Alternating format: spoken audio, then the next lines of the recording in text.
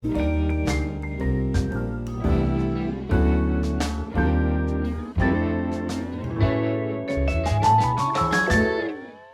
começou nos tempos de faculdade. Um pequeno grupo de amigos resolveu fazer um protesto mais ousado contra os corruptos de plantão.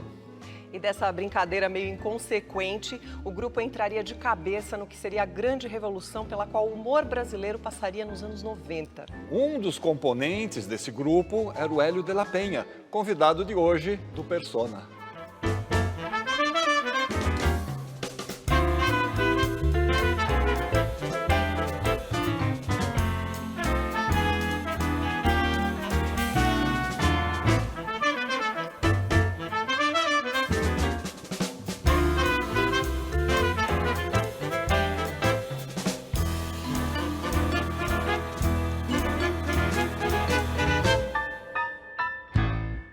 Hélio, um prazer te receber aqui no Persona. Seja bem-vindo, Hélio. Hélio, eu queria começar falando com você um pouco sobre o início da sua vida lá na Vila de la Penha. Como é que era o garoto Hélio? Era um garoto tranquilinho, capetinha? Como é que era a coisa? Não, eu era um garoto bem comportado. Minha mãe era professora, ela foi a minha professora no início da minha vida, foi ela que me alfabetizou, e ela era super rigorosa, então eu era um garoto estudioso, entendeu? Mas morava na Vila da Penha, morava num subúrbio, na época era um bairro praticamente rural, a gente vivia na rua, sabe? Quando eu não estava fazendo dever de casa, pô, ia para a rua, jogava bola na rua, bicicleta, brincava de pique, enfim. Tive uma infância bem na rua, né? Não tive infância em games. E na escola, Hélio, você participava de alguma atividade artística? Não, Não. não. Não participava. Na verdade, enfim, na minha juventude, infância, tal, não tinha muita atividade artística em colégio, né? Isso é uma coisa mais recente, né? E eu estudei numa escola pública que, obviamente, tinha o feijão com arroz, né?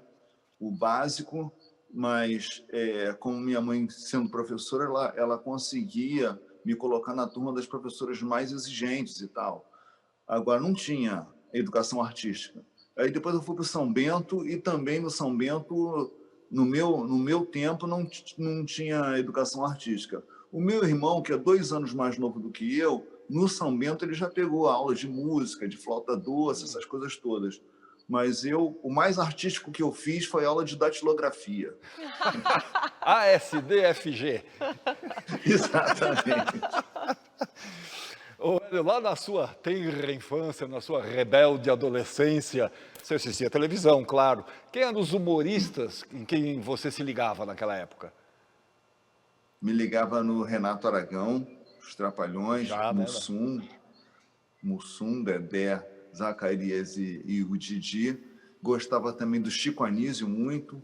Gostava do Faça Humor, Não Faça Guerra, com Jô Soares e Renato Corte Real, Paulo Silvino.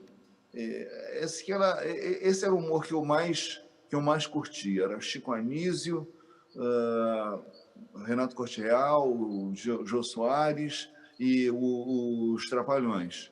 Esse eu acho que foram, na minha infância, assim, foi o que me marcou. E aí chega a época do vestibular e você resolve fazer engenharia. Por que engenharia? Engenharia, na verdade, foi uma opção por sobrevivência, né? Tá.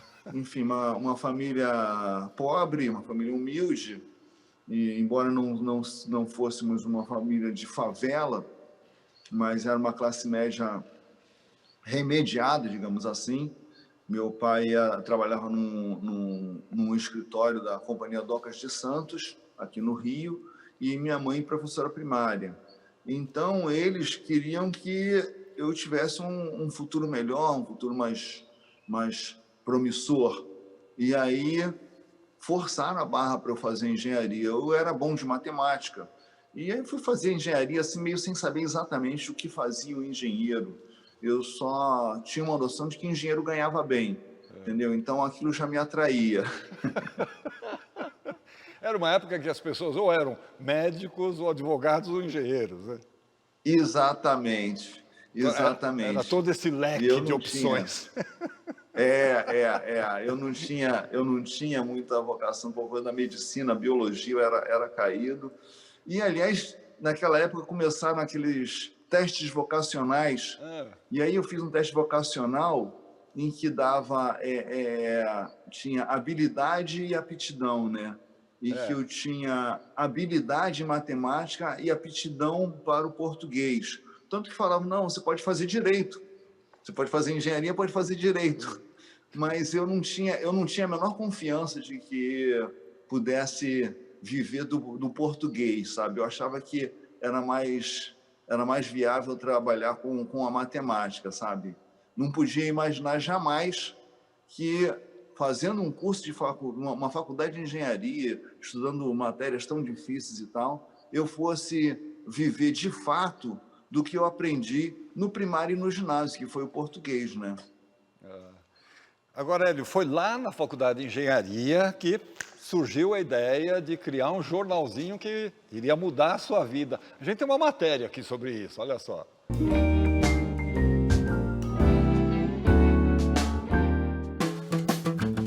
Hélio de la Penha, Marcelo Madureira e Beto Silva eram jovens e desconhecidos estudantes de engenharia da Universidade Federal do Rio, quando resolveram chacoalhar a mesmice da política estudantil da época. Para isso, criaram um tosco e despretensioso jornalzinho produzido em mimeógrafo, cuja irreverência com que tratava as questões políticas e sociais viria a reverberar como um abalo sísmico nos alicerces da caretice e da hipocrisia instituídas pelos poderosos de plantão. Assim surgiu o Caceta Popular, nascido para pôr fogo no circo. Cláudio Manuel e Bussunda logo se juntaram aos pais do rebelde rebento para dar conta do trabalho. Mas acontece que aquele jeito pouco cordial de tratar os corruptos fez muito sucesso. E não demorou para surgir mais um jornalzinho, o Planeta Diário, criado pelos cartunistas saídos do Pasquim, Reinaldo, Hubert e Cláudio Paiva. Mas os jornais eram tão parecidos e seus pais se davam tão bem que resolveram criar uma dupla, coisa muito em moda na época. E assim surgiu a famosa Caceta e Planeta, que conseguiu cumprir com muito talento e pouco juízo a difícil tarefa de nos fazer rir das nossas eternas tragédias.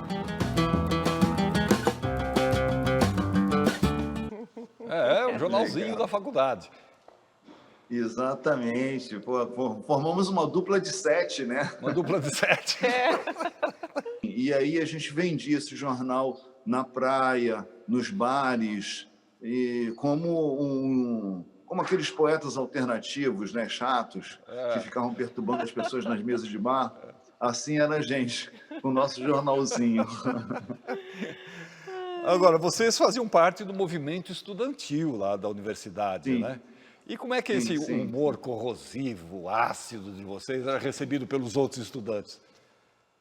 Bem, o primeiro alvo do nosso humor foi justamente o movimento estudantil.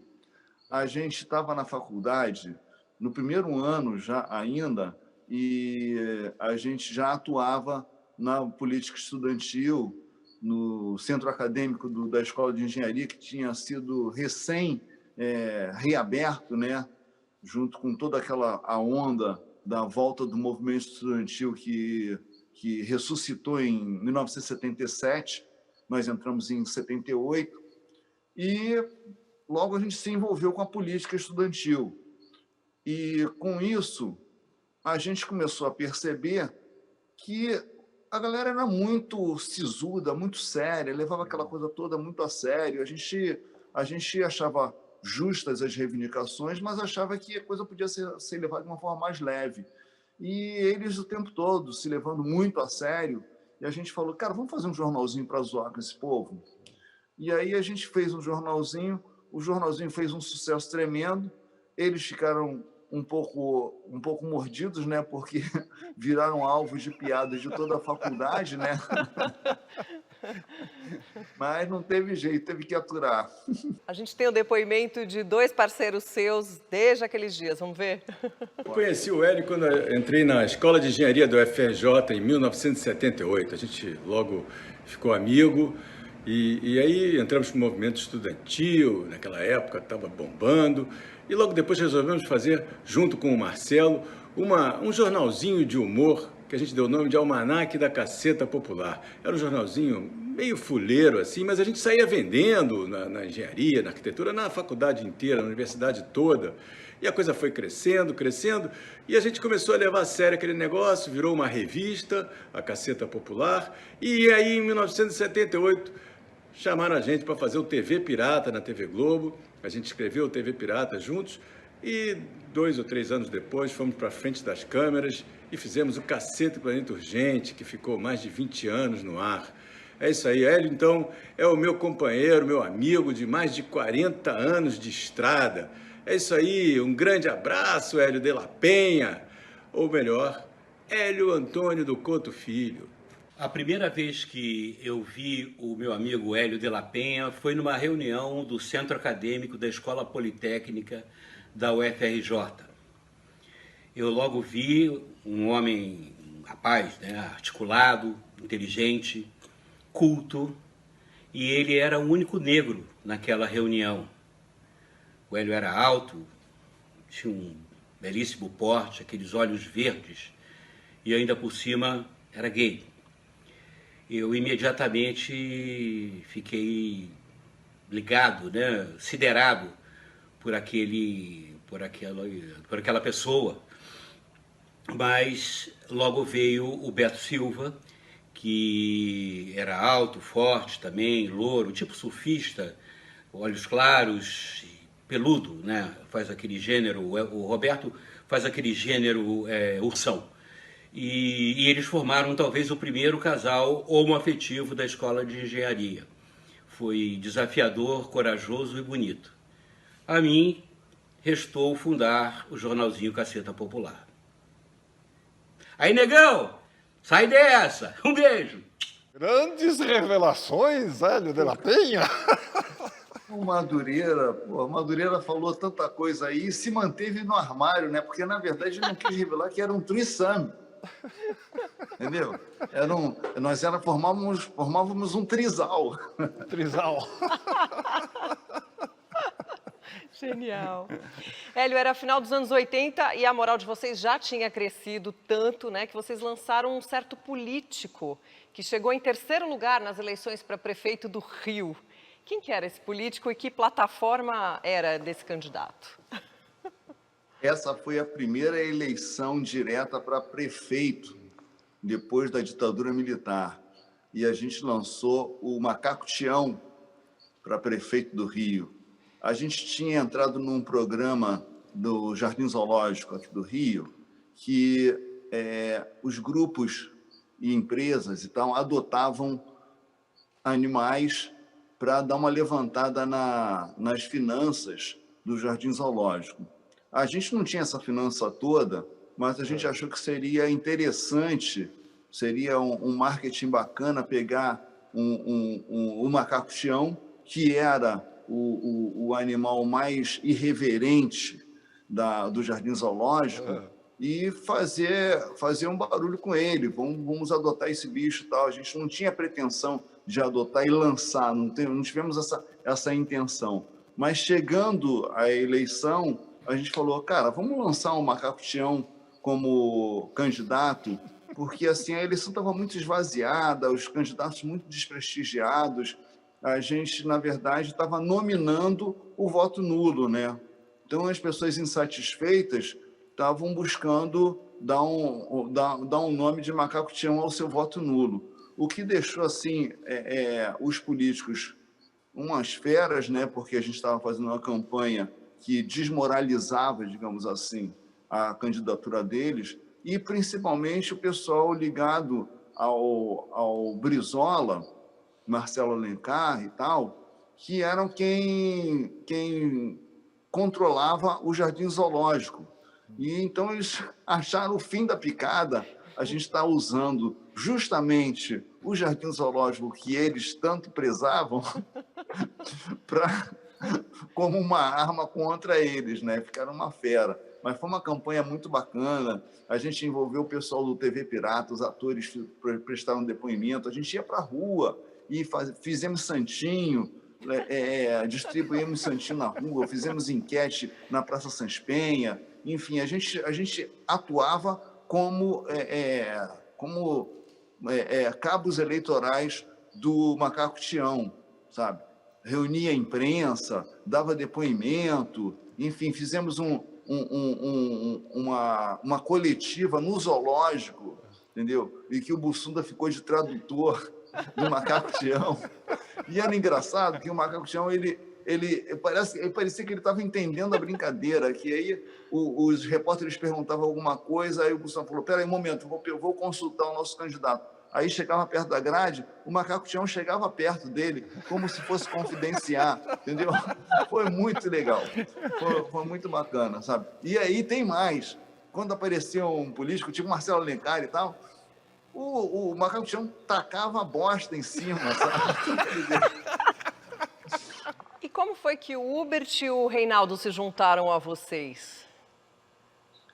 Isso aí foi o seguinte, eles já eram humoristas profissionais, né? Teve até um episódio antes deles se juntarem que foi curioso, porque eles trabalhavam no Pasquim e a gente era estudante de engenharia, enfim, com aquela brincadeira, aquele hobby que era a caceta popular.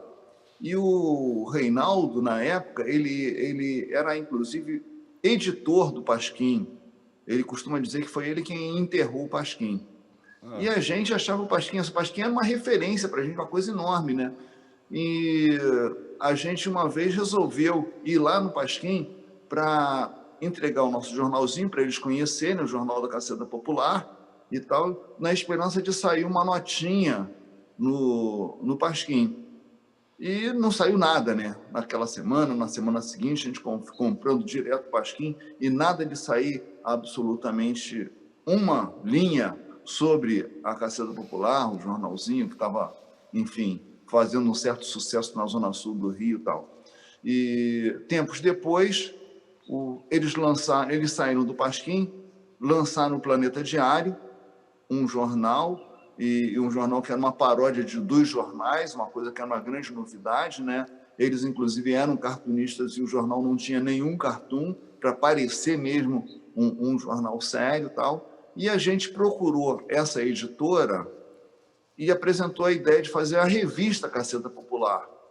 O editor topou e a editora passou a lançar o jornal Planeta Diário e a revista Caceta Popular. Tempos depois, a gente saiu dessa editora e formamos 2 editoras independentes. A que lançaria a Caceta Popular, nossa empresa, e a empresa do Planeta Diário separado. Mas a gente sempre se colaborava, né? Um colaborava no jornal do outro e tal. E aí, um certo dia, a gente foi perguntar para o Reinaldo, e aquele jornalzinho que a gente levou lá no Pasquim, poxa, para você ver e tal... Pô, vocês não deram uma notinha, cara. O que houve? O que aconteceu? Aí ele falou assim, o jornal de vocês tinha boas ideias, mas a apresentação era péssima. Bom, ele tinha razão. Ainda bem que ele não falou isso na época, né? Hélio, a gente vai fazer um intervalinho, tá? Voltamos já já com o Persona.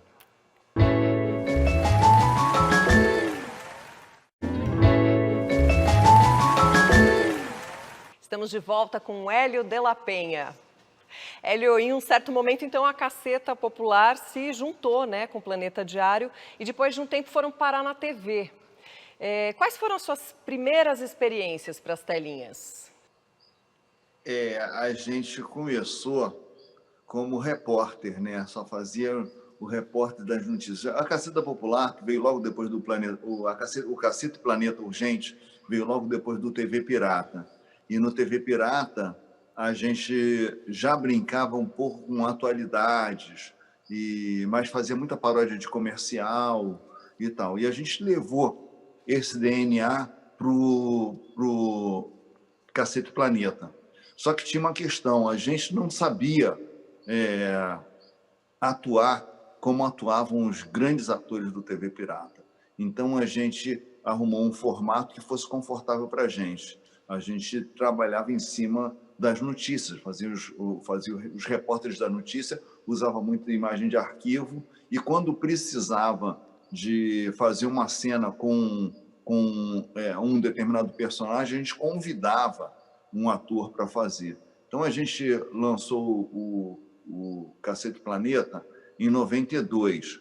Em 91, tivemos no Dores para Maiores. Mas agora, consegui lembrar uma coisa. A nossa primeira aparição no ar não foi nem no Dores para Maiores. Nossa primeira aparição foi no Carnaval de 1990. A gente fazia a gente era a atração do intervalo da passagem das escolas. Entre uma escola e outra, a gente tinha um camarote no Sambódromo em que a gente entrevistava as celebridades, atores, destaque de escola de samba, bicheiro, enfim, toda a fauna do Sambódromo passava por ali. Aquela foi a nossa primeira experiência assim, na frente das câmeras. E isso aconteceu porque quando a gente começou a escrever o TV Pirata, e tanto o Caceta quanto o Planeta, a gente estava lá, conhecemos um produtor musical, que era o Paulinho Albuquerque. Ele era um dos curadores do Festival de Jazz, o Free Jazz Festival, que, enfim, ficou anos aí como sucesso. Mas ele também gerenciava uma casa aqui no Rio de Janeiro chamada Jazzmania. E ele teve a ideia de, às segundas-feiras, fazer uma noite de humor. E foi ele que fez uma reunião com o Caceta e Planeta e tal, falou, pô, vocês podiam fazer um show lá. E a gente, vamos fazer show e tal. Aí ele ficou insistindo com aquilo, a gente falou, bom, vamos fazer um show, mas não vamos fazer um show de esquetes, porque estamos escrevendo esquetes para os atores sensacionais do TV Pirata, então vamos fazer um outro caminho. E aí foi que a gente formou uma banda de músicas de humor, não eram paródias, eram músicas originais, e a gente fazia as letras, e o nosso parceiro Mushebab fazia as melodias dessas músicas. E essas segundas-feiras começaram a fazer muito sucesso, até porque era um dia que os artistas estavam de folga, e começaram a ir lá prestigiar o nosso trabalho. E toda vez que ia algum famoso, como Nelson Motta, Lulu Santos, Caetano Veloso, a gente preparava umas piadinhas em cima deles. E aquilo foi virando uma coisa, um programa cult, né? Todo mundo começou a curtir e tal. O Jazzmania começou a lotar. Aí o Jazzmania começou a não dar mais a vazão para o nosso público. A gente passou para o Teatro Ipanema. Do Teatro Ipanema a gente foi para o Canecão, começando a circular pelas grandes casas do Brasil. Aí em São Paulo tinha o Palace, na época, e, enfim, uma espécie de credit card hall para quem não era nascido naquele momento. E, enfim, mas então o Boni viu a gente no palco e viu um potencial e testou da maneira mais absurda possível, que foi botar a gente ao vivo no Carnaval.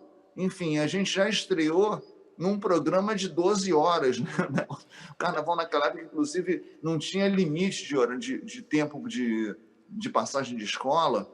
Então, o desfile começava às 8 da noite e ia até às, sei lá, 10 da manhã no dia seguinte, uma coisa de louco, né? E a gente entrando no intervalo entre uma escola e outra, a gente entrava para entrevistar as pessoas. Essa foi a nossa primeira experiência na frente das câmeras. Hélio, toma cuidado, que nós temos mais um depoimento agora para você. Sobre o Hélio é fácil, difícil é falar pouco sobre Hélio. Para mim, aliás, é difícil falar pouco sobre tudo, mas conheço ele há tanto tempo, parece ser desde sempre, né? A gente se conheceu lá nos anos 70, final de 70, se esbarrando nas peladas, uma coisa que chamavam de movimento secundarista, que, como o próprio nome já diz, é uma coisa bastante secundária. E a partir daí, né, depois, quando quando ele foi para a engenharia da UFRJ, conheceu o Marcelo Madureira, o Beto Silva, fizeram lá o Caceta Popular, um jornalzinho da escola. Em 80, chamaram eu e o Bussunda para entrarmos no grupo e o jornal tem uma amplitude mais geral, mais de humor mesmo, não sendo só uma coisinha ali, né, dos estudantes de engenharia. A partir daí, nosso relacionamento foi ampliando, né, descontando muito mais, né, na praia, eu frequentava nossas casas, que ele morava na Penha, da zona sul do Rio, era muito distante, então ficava muito na casa do Bussunda, né, me visitava muito também, e a gente foi ficando cada vez mais amigo, parceiro, claro, do Caceta, depois do Caceta Planeta, ficamos aí anos no ar. Tenho muito orgulho de ser padrinho do filho dele, do segundo filho dele, primeiro com a Ana, o João, e meio um padrinho honorário do Antônio também, depois que o Bussunda, padrinho oficial, faleceu. Essa aí, obrigado pelo convite, é uma honra estar aqui, um imenso prazer falando do Hélio.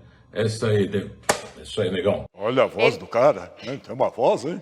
Só que ele foi sério, né? Você já ficou assustado com o depoimento depois do Madureira. Cláudio Manuel, meu compadre.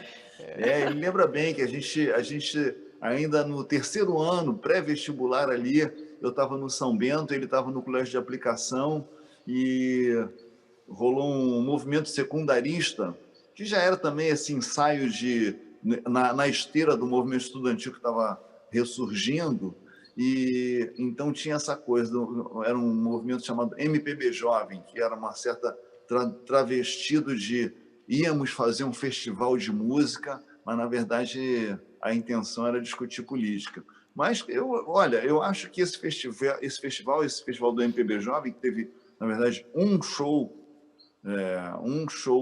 grande show, foi onde, pela primeira vez, eu vi aqui no Rio, Fagner, Geraldo Azevedo, o Zé Ramalho, Sérgio Sampaio, enfim, esse povo todo prestigiou o nosso festival do MPB Jovem, onde eu conheci o Cláudio Manuel e depois realmente passei a frequentar ali a casa deles. Eu tinha escova de dente na casa de todo mundo lá. Maravilhoso, né? Hélio, Afinal de contas, eu morava longe, né? Tinha que arrumar uma maneira de dormir pela Zona Sul. Tá certo. Hélio, você também escreveu para o TV Pirata. É mais difícil escrever para os outros do que para você mesmo? Olha, o TV Pirata foi uma escola incrível, né? Porque foi a primeira vez que a gente estava escrevendo para a televisão. E então foi uma coisa muito bacana. A gente tinha muita liberdade, então a gente sentia muita vontade, era muito prazeroso você escrever um quadro e ainda mais, a gente, cara, a gente começou fazendo um jornalzinho no mimeógrafo. Aí, de repente, aquilo que você estava escrevendo se transformava num cenário incrível, em figurinos, e envolvia um monte de gente, inclusive os atores, né? Os atores que gostavam muito de escrever para o Diogo Vilela, gostavam de escrever para o Marco Nanini, né, para a Regina Casé. Era um prazer tremendo, era muito legal. E como eles curtiam o nosso texto, dificilmente eles tinham algum problema com o texto, entendeu? Era muito legal. Obviamente que depois escrever para si mesmo foi uma coisa que foi uma evolução e enfim, aumentou a nossa liberdade, porque tinha umas coisas assim que os atores se incomodavam um pouco com essa nossa veia de trabalhar a atualidade. Porque, ao trabalhar a atualidade, o personagem principal era a notícia. E eles se incomodavam com aquilo, porque, poxa, falaram, mas vamos fazer de novo repórter? Pelo amor de Deus, não aguento mais fazer repórter e tal, entendeu? E quando a gente foi fazer o Cacete Planeta, a gente justamente começou fazendo repórter, não tinha o menor problema, inclusive para a gente facilitava muito a vida, porque a gente não sabia compor personagem como eles faziam, né? Então são situações diferentes, sabe? No caso da escrita, interessava mesmo era fazer uma boa piada e colocá-la no ar. Essa que é a lembrança, entendeu? É um desafio legal, mas a gente curtiu muito. Eu curti muito escrever o TV Pirata. Foi um momento muito gostoso. Agora, você que fazia paródia das novelas, acabou parando numa novela, né? Como foi para você fazer um personagem fora desse universo humorístico e também de longa duração, né?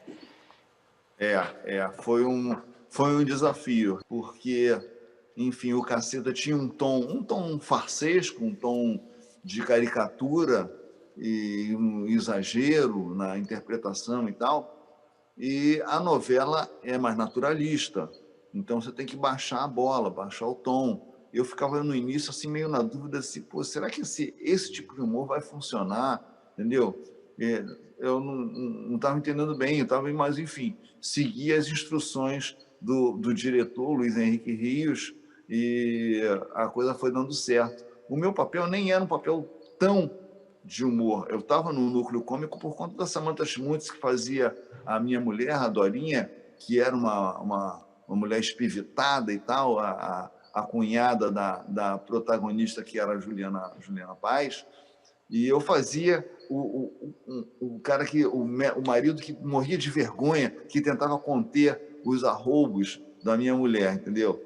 Foi um desafio grande, sabe? Porque tinha essa coisa da composição do personagem e, enfim, era uma outra história. Já começou logo no início, já achei engraçado no início, porque tinha uma coisa da preparação do ator, e aí tinha todo um período pré-gravação, assim, acho que a gente ficou durante, sei lá, acho que 1 mês ou 2 meses só fazendo exercícios de teatro e tal. Deixa eu até ver uma coisa aqui. Teve até uma preparadora que, cara, eu não conseguia levar a sério aquela coisa de ficar e ir para uma sala e rodar no chão e gritar, entendeu? Andar, caminhar, sabe? Eu ficava assim, eu falava, gente, eu vou chegar em casa, vou falar com meus filhos, o que foi o meu trabalho? Como é que foi o trabalho hoje, papai? Eu dei cambalhota, gritei, porra, sabe? Corri, sabe? Inclusive tinha uma coisa que teve um dia que a preparadora, ela falou assim, olha, eu vou dar para vocês uma pedra e essa pedra vocês vão interagir com essa pedra e vocês vão trocar a energia com a pedra. Cara, eu achei aquilo tão engraçado, eu guardei a pedra até hoje. Você interage com ela de vez em quando, hein? Eu guardei porque eu não sabia se era para eu energizar a pedra ou se era para a pedra me energizar, entendeu? Estou estudando isso até hoje. Todos os dias. Tá com a pedra aí. E olha só, uma amiga sua que teve nesse trabalho te mandou umas palavras. Aqui para mandar um beijo enorme pro meu amigo querido Hélio. Tive o privilégio, a sorte de trabalhar com ele numa novela. E ter o Hélio no set era sempre uma alegria, uma diversão. Era engraçado porque o personagem dele era um advogado, né, com pinta de sério. Mas a cada vez que ele abria a boca, era sempre engraçado. Ele tem isso na veia, na alma. Mua! Saudades, meu amigo. Eu queria saber onde é que ela está dirigindo, que o carro está... A gente está até enjoado. Ai, que legal, cara. Era muito bom, sabe, assim, porque o clima da novela era todo bom. Os bastidores da novela eram maravilhosos, sabe? Ficar lá com Juliana Paz, Samantha, Humberto Martins foi um grande parceiro que me deu altas dicas assim da interpretação e de como se posicionar para as câmeras de uma novela, entendeu? Sabe? Foi uma grande parceria ali, pessoal, sabe? Era muito, muito, muito bacana, sabe? Hélio, a gente tem mais um intervalinho agora. Voltamos na sequência com o Persona.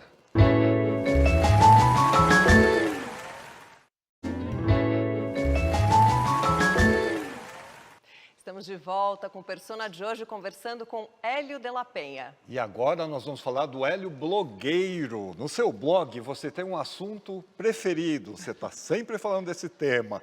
Então nós fizemos um vídeo sobre essa sua paixão. Olha só.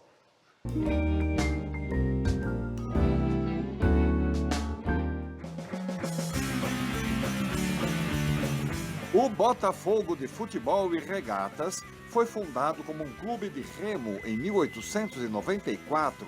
10 anos depois, se fundiria com um time de futebol chamado Electro Clube e mudaria o seu nome para Botafogo Futebol Clube. Conhecido também como Clube da Estrela Solitária, que se tornou uma das mais importantes agremiações do futebol brasileiro. Entre os anos 50 e 60, a equipe era praticamente imbatível e contou com jogadores como Didi, Garrincha, Nilton Santos, Amarildo, Zagallo e Jairzinho, entre outros tantos craques. O Glorioso é o clube que mais cedeu jogadores para a seleção brasileira e é também o que registrou a maior goleada do futebol brasileiro, 24-0 no extinto Esporte Clube Mangueira. Entre outras honrarias, o Botafogo está na lista da FIFA entre os maiores clubes do mundo no século XX. E o nosso entrevistado de hoje, vejam só, nasceu numa família de vascaínos, mas se apaixonou pelo Botafogo e até escreveu um livro para crianças chamado Meu Pequeno Botafoguense. Mas ele confessa, gosto mais do Botafogo do que de futebol. Gosto mais do Botafogo do que de futebol? Que história é essa? É exatamente isso. Exatamente. Eu tenho essas coisas assim como eu gosto mais de filho do que de criança. Não gosto muito de filho dos outros, não. Gosto dos meus. Você cultiva essa paixão pelo Botafogo, né? Pô, Botafogo. E olha, eu agradeço a vocês, inclusive, porque vocês fizeram uma montagem aí só com imagens do momento áureo do Botafogo. Não colocaram os nossos últimos jogos, né? Entendeu? Não colocou esse pênalti maldito aí contra o Bahia, entendeu? Enfim, esses jogos do Brasileiro de 2020. Muito obrigado, sabe? Porque realmente foi aquele momento que me fez me apaixonar pelo Botafogo, entendeu? Inclusive, criando uma rixa na família, né? Família toda de vascaínos e eu, aquela dissidência, porque, pô, o Botafogo tá muito por cima quando eu estava ali meus 7, 8 anos, pô, o Botafogo estava muito por cima, não tinha condição de eu torcer para outro time, não via chance de torcer para um outro time. E aí essa paixão permaneceu, os títulos sumiram, mas a paixão permaneceu. E aí veio esse livro, né, para as crianças. E além desse... Fala um pouquinho sobre o livro. Não, que esse livro é uma forma de catequizar crianças, porque ele faz parte de uma série de livros de pessoas conhecidas fazendo livros fazendo história em quadrinho, né? Sobre os seus times, né? E eu pensei, pô, vou contar a história do Botafogo para as crianças, né? Uma forma de mostrar que o Botafogo, inclusive, ele surgiu, o Botafogo Futebol e Regata, quando ele se juntou, na verdade, foi uma ideia de crianças, né? Os garotos, a parte do futebol, surgiu em Botafogo, no bairro de Botafogo, e foi uma garotada de colégio que resolveu fazer um clube para, enfim, participar de torneios e tudo mais. E você escreveu outros livros, inclusive um deles virou filme e também fala sobre futebol, né? Sim, é o Vai na Bola Glanderson, que se transformou no filme Correndo Atrás. Esse livro ele tem a coisa do futebol como um pano de fundo ali. A ideia era pegar um brasileiro ferrado, sem grana e tal, desempregado, e que sonhava em ser empresário de jogador de futebol, achava que aquela poderia ser a saída da vida dele. E aí ele percorre o subúrbio carioca e acaba descobrindo um garoto, que é o Glanderson, e resolve transformar ele num novo Neymar. Esse livro ele também tinha a motivação para eu escrever esse livro foi fazer uma história que se passasse no subúrbio carioca e que não falasse da criminalidade, tráfico miliciano, polícia, essa coisa toda, entendeu? E acabou dando certo, porque esse filme, apesar de não ter sido lançado ainda comercialmente no Brasil, ele já circulou em vários festivais pelo mundo. Eu fui a alguns deles, fui a Miami, fui a Nova York, e sempre a recepção do público estrangeiro é muito positiva e surpreendente, porque eles não imaginavam ter uma história de humor, uma história leve, que se passasse num subúrbio carioca, entendeu? Ter uma história que acontecesse no subúrbio carioca, que não passava por episódios de tiroteio, enfim, guerra de tráfico, essas coisas todas, sabe? Foi eu acho que é uma bela contribuição para mostrar um outro lado do subúrbio carioca, algo assim, meio como foi o filme do Cacá Diegues, aquele Chuvas de Verão, que também tinha um espírito de um subúrbio romântico, né?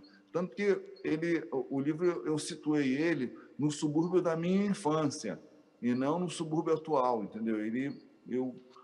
Quando estava escrevendo, eu fiquei imaginando aquele subúrbio bacana de você ir para a rua para jogar bola e tudo mais, entendeu?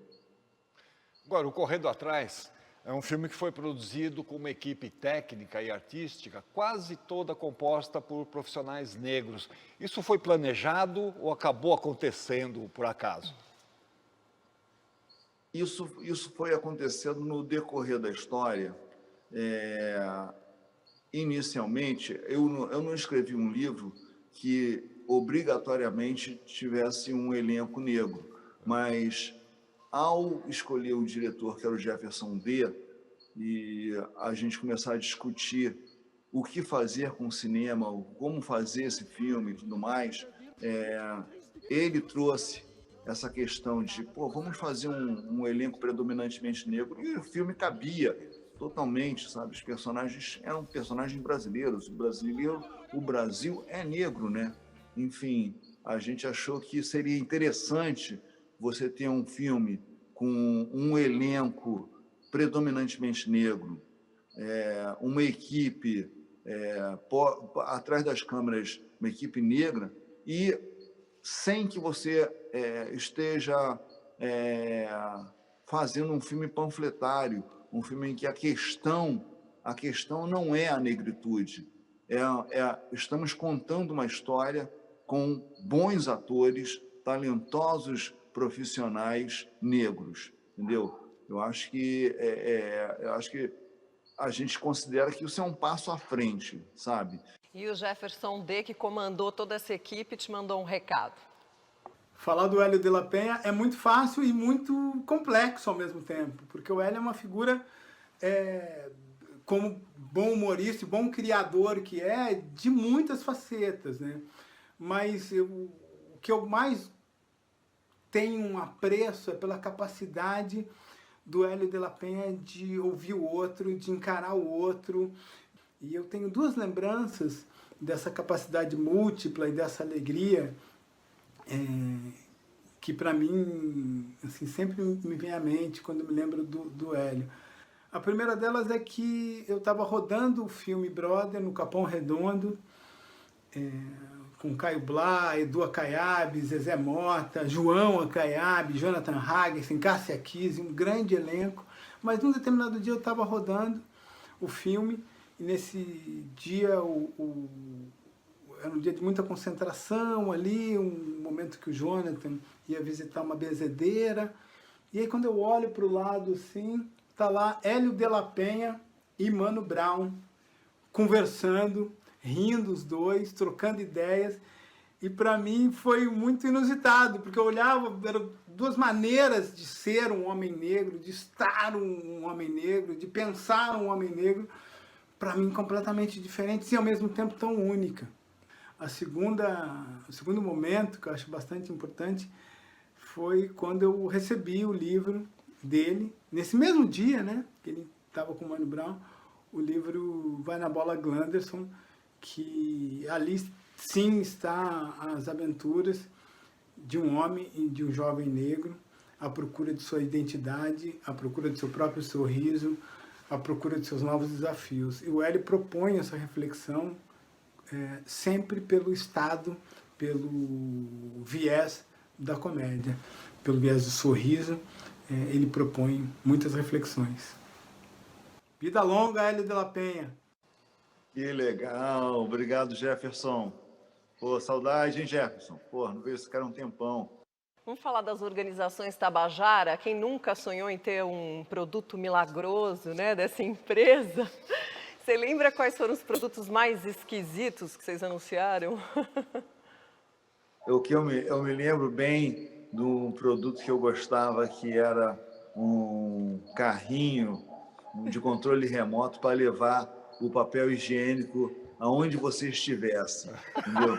Então não ia mais ter aquele problema de você estar no banheiro, faltou papel higiênico, você tinha um papel higiênico Remote Control Tabajara. É o meu produto preferido. Mas a gente lançou, nós tínhamos vários produtos, é uma coisa incrível. E agora o que a gente tenta sempre esclarecer as pessoas, porque tem essa coisa assim, é uma solução meio tabajara, isso aqui é meio, esse produto aqui é meio tabajara, no sentido de uma coisa meio vagabunda. E não, as organizações tabajara, elas produziam produtos populares e que davam a solução para os problemas do brasileiro. Entendeu? Era uma empresa altamente criativa. Obviamente que a gente buscava fazer um produto de baixo preço, de baixo custo, para ser acessível. Mas não eram vagabundos, claro. Entendeu? A única coisa vagabunda mesmo que nós fizemos foi o Tabajara Futebol Clube, que era o pior clube do mundo, entendeu? Mas as organizações Tabajara eram uma empresa que certamente faria muito sucesso. Inclusive, nós chegamos a fazer uma exposição dos produtos Tabajara num shopping aqui no Rio, na época, e que fez muito sucesso. E muita gente queria comprar os produtos, mas a gente não teve a agilidade de fazer uma linha de montagem, enfim, de produzir os produtos para venda. Acho que as pessoas iam gostar. Mas no filme Os Seus Problemas Acabaram, tem um advogado que quer destruir as organizações Tabajara. Onde já se viu isso? O diretor desse filme também mandou uma mensagem. Oi, Hélio. É um prazer estar aqui para dar um depoimento sobre você, né? Bom, sobre a nossa história juntos, cara, a gente tem uma história planetária, né? A gente já atravessou da Antártica até não sei aonde no norte, assim, muitos aviões, muitas conversas de aviões inesquecíveis sobre a nossa vida, sobre como a gente podia melhorar como ser humano. Foram conversas incríveis, incríveis. Até a última entrevista que eu li sua foi emocionante, né? Com a consciência das coisas todas e tudo, né? Me pedindo para falar do filme também, né? Eu tenho muito orgulho de ser seu amigo, tá, Hélio? Cada dia mais, cada dia mais. Adoro a Ana, sua mulher, seus filhos também, acho todos lindos, né? Mas você especialmente é um cara que eu tenho muito orgulho de ter conhecido na minha vida, né? Agora, do filme que me pediram para falar, eu não quero muito falar, porque foi um momento tão doloroso com a morte do Bussunda. O lançamento do filme foi muito sofrimento. O que era para ter sido um dos momentos mais alegres das nossas vidas foi um momento muito triste. Então, prefiro deixar lá, em 2006. Beijo para todos. Lavigne. Zé Lavigne. Não, realmente, o filme ele viveu essa situação muito contraditória, porque a gente estava na Copa do Mundo, o filme estava em montagem, já tinha sido rodado, a gente rodou todo ele antes de viajar, ele estava em montagem aqui no Brasil, quando o Bussunda morreu, e aí ficou aquela coisa, o que fazer com esse filme? O ideal seria ter esperado um pouco mais, sabe? Mas, enfim, não pudemos. A gente também não estava muito com cabeça, sabe o que fazer com o filme. Então, hoje deixamos que a produtora resolvesse isso, a TV Globo e tudo mais. Acabou que ficou um filme marcado pela ausência do Bussunda, né? E tanto que eu acho que o Cláudio Manuel nunca assistiu ao filme, sabe? Por conta dessa coisa assim. E a cena final foi uma cena que a gente... Puxa, quando eu vejo também, eu fico muito emocionado, porque, enfim, acaba sendo uma despedida, mais uma despedida do nosso amigo. Uma pena, né? Um filme de humor e que a gente tem esse relato sobre ele, né? Que pena isso, né? Que era para ser um momento feliz e, infelizmente... Bom, agora chegou aquele momento de eu não fazer a pergunta que você não suporta mais responder, que era qual é o limite para o humor, que você diz isso em várias entrevistas, inclusive. Mas vocês sofrem muito o patrulhamento com esse humor que vocês fazem? Olha, essa questão do limite do humor e da patrulha é uma questão bastante controversa. A coisa que eu acho mais polêmico e que mais nos incomoda é o fato de você ter uma obra que foi feita nos anos 90, início e primeira década do século XXI, sendo avaliada, sendo medida pela régua de 2020. Então, você olhar para trás e querer que a gente, nos anos 90, se comportasse de acordo com o que se pensa hoje, é um negócio que não faz o menor sentido, entendeu? Eu acho que as coisas elas estão relacionadas aos seus momentos. Então, se você está vendo alguma coisa de 1990, você tem que olhar para o ano de 1990, entendeu? Você tem obras do início do século XX que ela tem até racismo nas obras do Monteiro Lobato, mas era aquele momento, entendeu? Acho que você tem que entender isso. Acho que eu sou contra você proibir, você cancelar essas obras. Eu acho que você tem que apreciar, você tem que assistir essas coisas, mas situando, contextualizando elas, entendeu? Quanto ao limite do humor, a minha visão é a seguinte. A minha visão é, o humor não tem limite. Realmente o humor não tem limite. Quem tem limite são os humoristas e é o público, entendeu? E aí, o humorista, aí depende do humorista. Depende da proposta dele, do tipo de trabalho que ele quer desenvolver, entendeu? Tem gente que quer se manter em consonância com o público. Tem gente que gosta do conflito, gosta do atrito, entendeu? Então, de acordo com cada um, você vai ter um limite maior ou menor, entendeu? Eu costumo dizer que o limite do humor é o seu orçamento para pagar um bom advogado. Hélio, nosso papo já está chegando no fim, mas eu queria que você contasse para a gente o que é que vocês estão preparando, vocês estão projetando alguma coisa, quais são os planos, dá um spoiler aí para a gente. Olha, o Cacete Planeta está completamente desarticulado, mas, enfim, acho que a gente cumpriu um ciclo e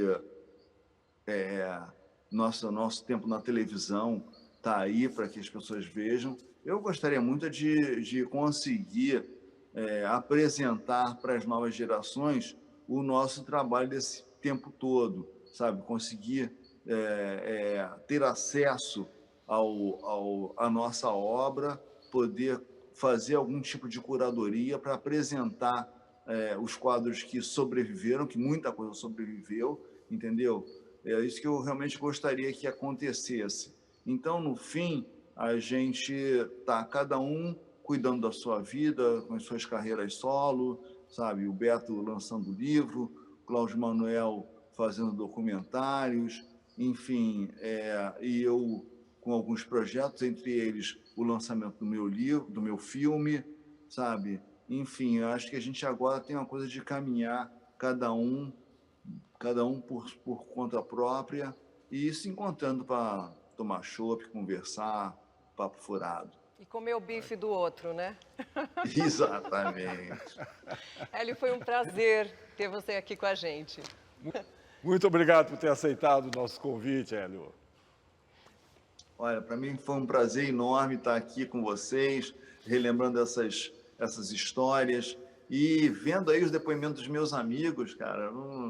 Fiquei aqui emocionado com o depoimento, menos do Madureira, não. O Madureira não deu para emocionar muito, não.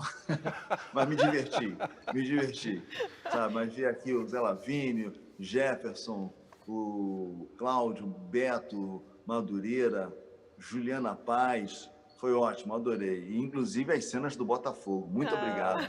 Que Pô, há bom. muito tempo que eu não tinha alegria com o Botafogo, gente. Tá vendo? Que bom. Tchau, Hélio. Muito obrigado. Obrigado a vocês que nos acompanharam também. E até o próximo Persona. Você fica aí pra gente tirar uma foto. Tirar uma foto? Beleza? Beleza? Tranquilo, Tá, Hélio? vamos só fazer uma foto Tá. com ele? Bom, né? Foi divertido, foi ótimo, cara. Foi ótimo. Foi bem bom. Olha lá, Hélio, faz uma cara bonita aí pra tirar foto, né?